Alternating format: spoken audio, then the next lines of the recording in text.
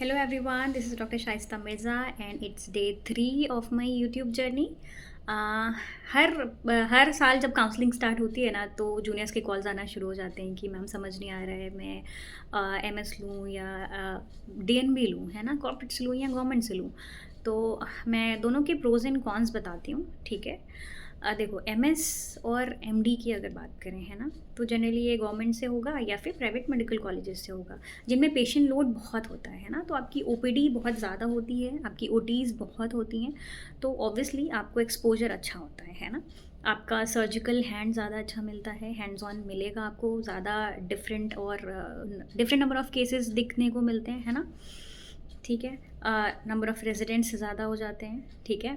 आपका thesis submission is easy, है ना, सेमिनार्स वगैरह हो रहे होते हैं, आपका पासिंग रेट अच्छा होता है ना, क्योंकि एग्ज़ाम आपकी यूनिवर्सिटी में होता है, ऑल्दो कॉपी चेक करने बाहर जाती है, but it's easier than DNB, है ना।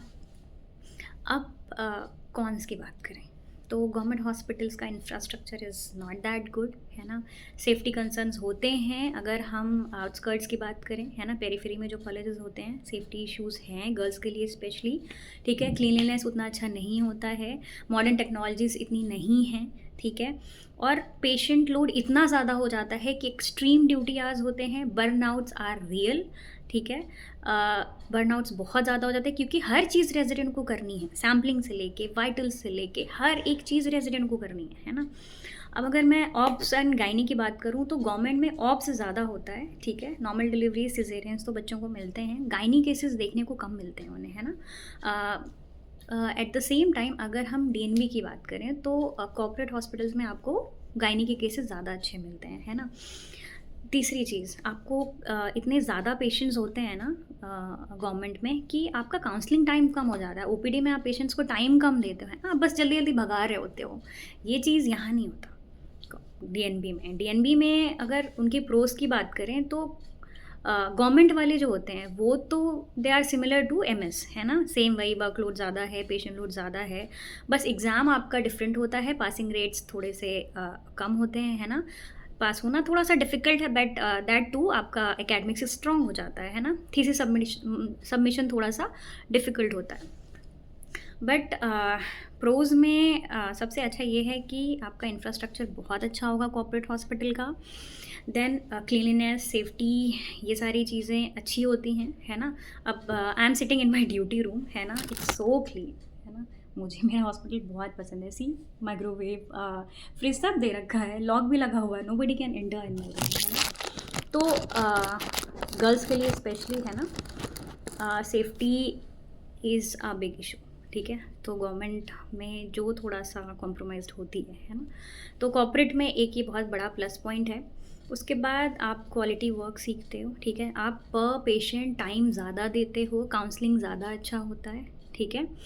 और यहाँ पे क्या होता है ना, एक तो ओपीडी आपकी कम होगी, है ना, डिपेंड करेगा कि आप किस इंस्टीट्यूट पे हो, क्योंकि जो पेशेंट्स होते हैं वो डॉक्टर्स के नाम पे आते हैं, है ना।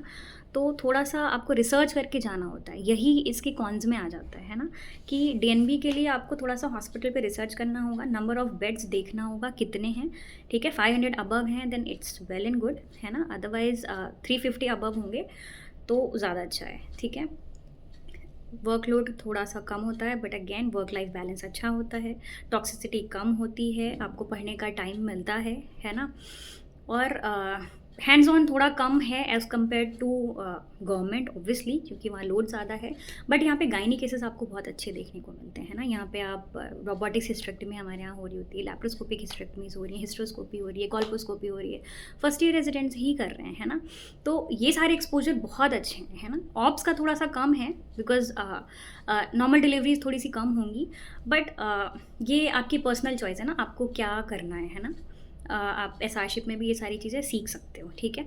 तो इसमें कभी इस फोमो में नहीं रहना है कि नहीं मुझे इतनी डिलीवरीज नहीं मिल रही हैं जो मेरे फ्रेंड को मिल रही है, गवर्नमेंट में मिल रही है, क्योंकि आप 1 महीने एसआरशिप करोगे ना, वो सारा आपको आ जाएगा। कॉन्स में बस यही है कि थोड़ा सा पासिंग रेट डिफ़िकल्ट है, ऑल्दो गायनी का पासिंग रेट बहुत अच्छा है, ऑर्थो का थोड़ा ख़राब है, पीडिया का थोड़ा सा ख़राब है, सर्जरी गायनी का अच्छा है ना। बट अगेन आपको ना इस पे नहीं जाना है कि मैं डीएनबी लूँ या एमएस लूँ, आपको ना अपनी ब्रांच पे फोकस करना है कि आपकी ब्रांच कॉम्प्रोमाइज़ ना हो। आपको जो ब्रांच चाहिए वो देखो, है ना। अगर उसमें एमएस मिल रहा है तो वो ले लो, अगर अच्छे कॉलेज से मिल रहा है और आप झेल सकते हो वो जगह। अदरवाइज़ डीएनबी देखो। आप डीएनबी अगर चूज़ करना है तो आपको कॉर्पोरेट की साइड अगर जाना है तो थोड़े अच्छे सिटीज़ में जाना है, ठीक है। और आपको नंबर ऑफ़ बेड्स देखने हैं, है ना। वहाँ का ओपीडी देखना है कि कितना ओपीडी यहाँ हो रहा है, कितना ओटीज़ हो रहे हैं, है ना। उस पे ध्यान देना है। एकेडमिक्स कैसा है यहाँ पे, बिकॉज़ पढ़ाई के लिए टाइम मिलता है कि नहीं, क्योंकि डीएनबी में थोड़ा सा, है ना, एग्ज़ाम डिफ़िकल्ट होता है ना। बट आपको अपनी ब्रांच से कॉम्प्रोमाइज़ नहीं करना है ना। और एट द एंड पेशेंट आपसे कभी ये नहीं पूछने वाला था कि आपने एमएस किया है या डीएनबी किया है, प्राइवेट से किया है, गवर्नमेंट से किया है, कॉर्पोरेट से किया है, कोई आपसे बाद में नहीं पूछेगा। हर कोई ये देखेगा कि आपकी स्किल्स कैसी हैं, आप उन्हें ट्रीट कर पा रहे हैं कि नहीं कर पा रहे हैं, आप उन्हें अच्छा काउंसिल कर रहे हैं कि नहीं, आपका रेपो कैसा है ना। पेशेंट आपसे सेटिस्फाइड है कि नहीं है, ठीक है। तो आपको आपके स्किल्स पे ध्यान देना है, आपको अपना एकेडमिक्स स्ट्रॉन्ग करना है ना इस 3 साल में, ठीक है।